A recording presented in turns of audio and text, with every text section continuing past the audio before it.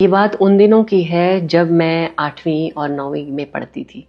तो मेरी माँ ने मुझे कहा कि बेटा अब से एक टाइम की सब्जी और एक टाइम की रोटी, साथ में बर्तन तुम धोओगी।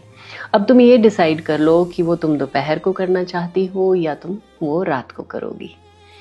अब देखिए, माँ ने शुरू से ही हमें छोटी उम्र में ही काम में लगा दिया। कहते हैं ना कि हर चीज की शिक्षा घर से ही शुरू होती है। जैसा आपको सिखाया जाता है आप वैसे ही करने लग जाते हो। तो हमारी जो पीढ़ी थी ना, वो शुरू से ही हमारे माता पिता हम लोगों को छोटे छोटे घर के काम में माँ लगा देती थी।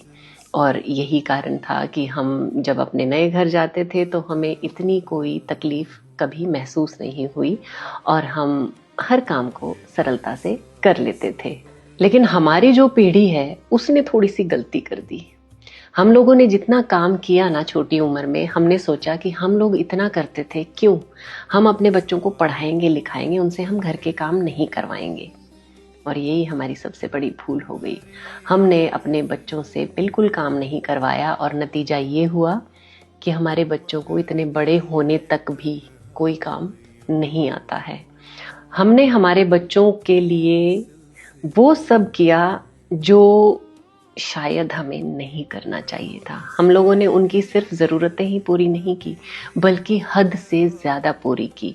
हमने ये सोचा कि हम लोगों को ये सब कुछ नहीं मिला तो हम अपने बच्चों को वो सारी चीज़ें प्रोवाइड करते चले गए जिनका हमारे बच्चों ने नाजायज़ फ़ायदा उठाया।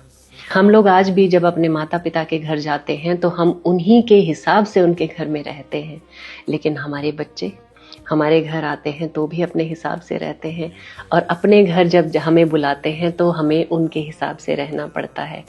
मतलब समझ में नहीं आता है कि हमने उनके लिए अच्छा किया या हमने उनके लिए कुछ गलत कर दिया।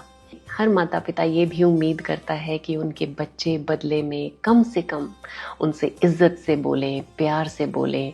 तो हमारी पीढ़ी के जितने भी माता पिता हैं उन सभी का आज यही, लगभग सभी का यही दुख है कि उनके बच्चे बहुत रिबेलियस हैं।